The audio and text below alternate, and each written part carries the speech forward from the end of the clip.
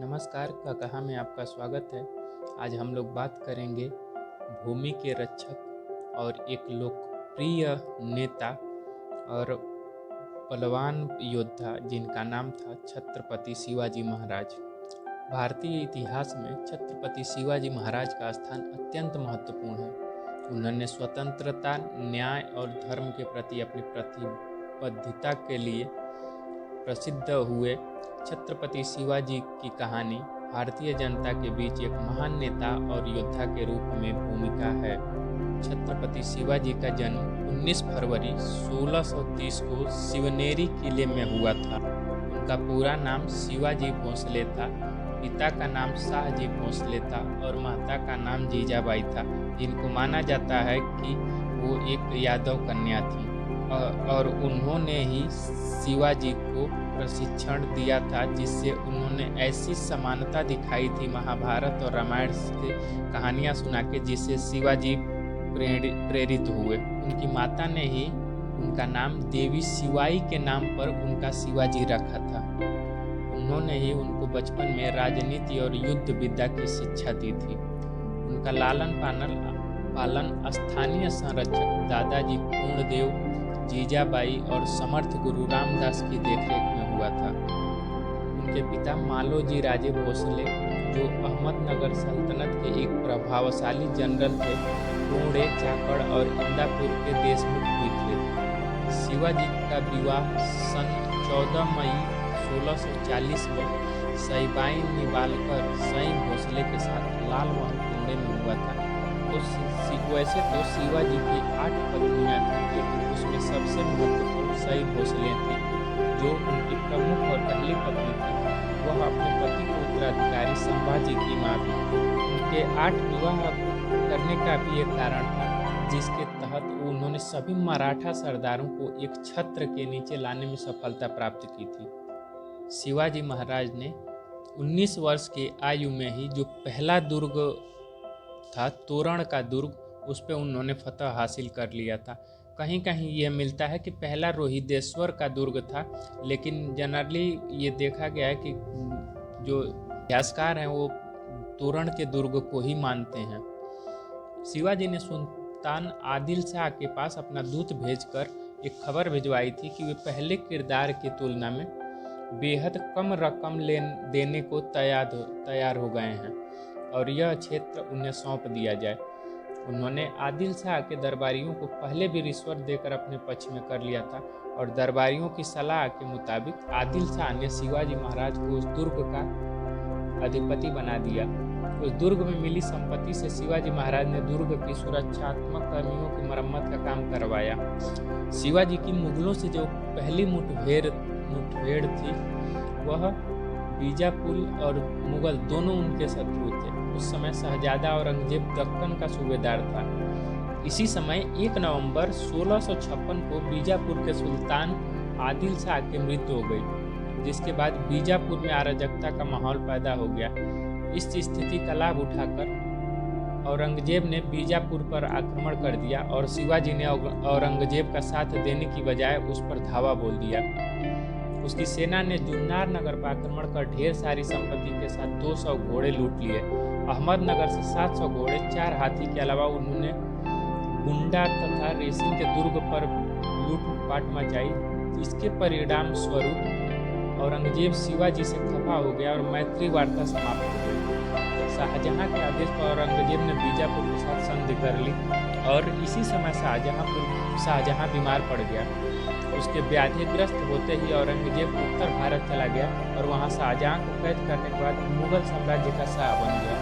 फिर लड़ाई छिड़ी। इधर औरंगजेब के आगरा पहुंचते ही बीजापुर के सुल्तान ने भी राहत की सांस ली। अब शिवाजी ही बीजापुर के सबसे प्रबल शत्रु रह गए। शाह जी को पहले ही अपने पुत्र को नियंत्रण में रखने को कहा गया था, पर शाह जी ने इससे अपनी असमर्थता जाहिर की।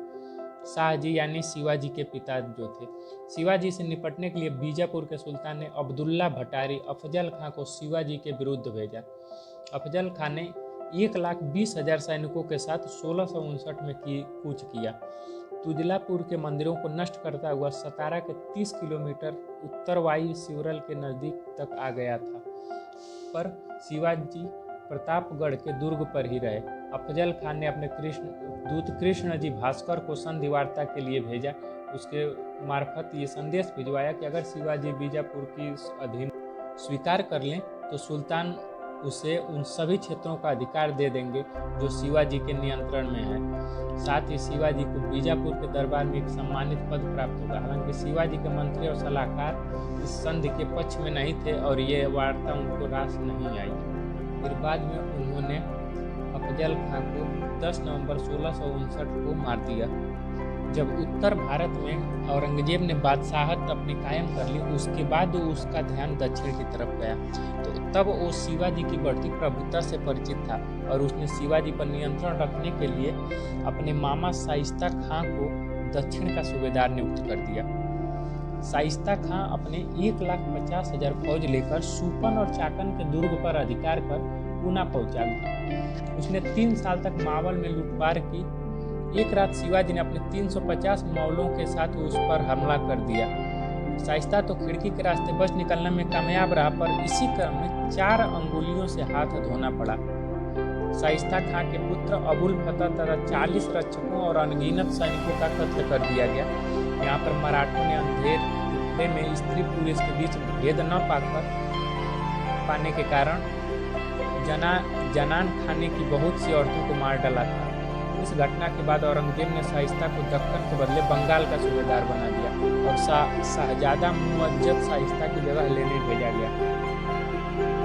सूरत में लूट इस वजह से 6 साल शाइस्ता खान ने अपनी 1,50,000 फौज लेकर राजा शिवाजी की पूरा मुल्क जलाकर तबाह कर दिया था। इसलिए उसका हर्जाना वसूल करने के लिए शिवाजी ने मुगल क्षेत्रों में लूटपाट मचाना आरंभ किया। सूरत उस समय पश्चिमी व्यापारियों का गढ़ था और हिंदुस्तानी मुसलमानों के लिए हज पर जाने का द्वार। यह एक समृद्ध नगर था। शिवाजी जानते थे कि जो भी आता है, जैसे उस समय आने वाले थे पुर्तगाली भी आते थे, अंग्रेज, डच सब आते थे। शिवाजी ने इसी को ध्यान में रखते हुए अपना समुद्र में पहली नेवी का, भारतीय नेवी का उन्होंने संगठन किया, निर्माण किया, जिसके तहत उन्होंने जो समुद्री लुटेरे थे वहाँ पे छोटे छोटे दुर्ग अपने बनाए और अपने किला को मजबूत किया। शिवाजी से क्षुब्ध होकर औरंगजेब ने षड्यंत्र रचा और उनको लालच देने के लिए आगरा निमंत्रण पे बुलाया उसे। लेकिन वहाँ पे जब गए शिवाजी तो उन्हें लगा कि उन्हें उचित सम्मान नहीं मिल रहा। इसके विरोध में उन्होंने अपना रोष भरे दरबार में दिखाया और औरंगजेब पर विश्वासघात का आरोप लगाया। औरंगजेब इससे क्षुब्ध हुआ और शिवाजी को नज़रबंद कर दिया, पर उन 5,000 सैनिकों के पहरे लगा दिए। कुछ ही दिनों बाद 18 अगस्त 1666 को राजा शिवाजी को मार डालने का इरादा औरंगजेब था, लेकिन अपने अदम्य साहस के युक्ति के साथ शिवाजी और संभाजी दोनों इसमें भागने में सफल रहे। वो एक फल की टोकरी में बैठ के और 17 अगस्त 1666 को वहाँ से भाग गए। संभाजी को मथुरा में एक विश्वासी ब्राह्मण के यहाँ छोड़ शिवाजी महाराज बनारस गया होते हुए पूरी होते हुए सकुशल राजगढ़ पहुँच गए। 2 सितंबर को अपने राजगढ़ पहुँच गए। इससे मराठों को नवजीवन सा मिल गया। औरंगजेब ने जयसिंह पर शक करके उसकी हत्या विष देकर करवा डाली। जसवंत सिंह के द्वारा पहल करने के बाद 1668 में शिवाजी ने मुगलों का साथ दूसरी बार संधि की। औरंगजेब ने शिवाजी को राजा की मान्यता दी। शिवाजी के पुत्र संभाजी को 5,000 की मनसबदारी मिली और शिवाजी को पूना, चाकन और सूपा का जिला लौटा दिया गया, पर सिंहगढ़ और पुरंदर पर मुगलों का आधिपत्य बना रहा। सन 1670 में सूरत नगर को दूसरी बार शिवाजी ने लूटा। नगर से 132 लाख की संपत्ति शिवाजी के हाथ लगी और लौटते वक्त उन्होंने मुगल सेना को सूरत के पास फिर से हराया।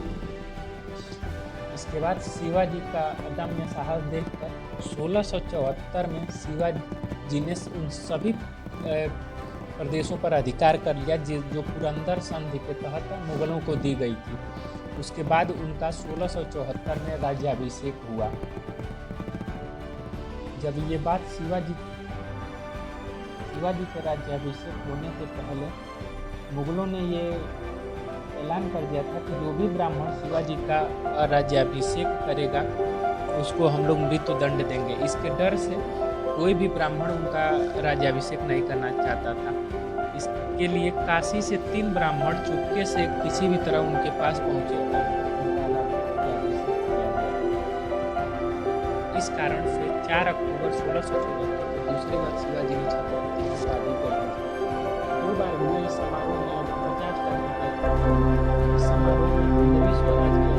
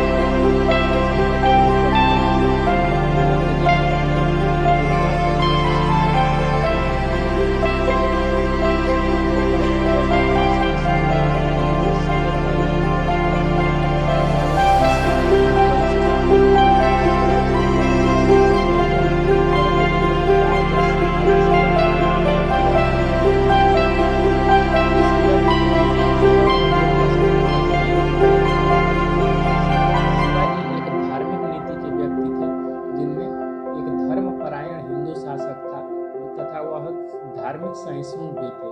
उनके साम्राज्य में मुसलमानों को धार्मिक स्वतंत्रता थी। कई मस्जिदों के निर्माण के लिए शिवाजी ने अनुदान दिया। हिंदू पंडितों की तरह मुसलमान संतों और फकीरों को भी वह बहुत सम्मान करते थे। उनकी सेना में मुसलमान सैनिक भी थे। शिवाजी ने इस देश को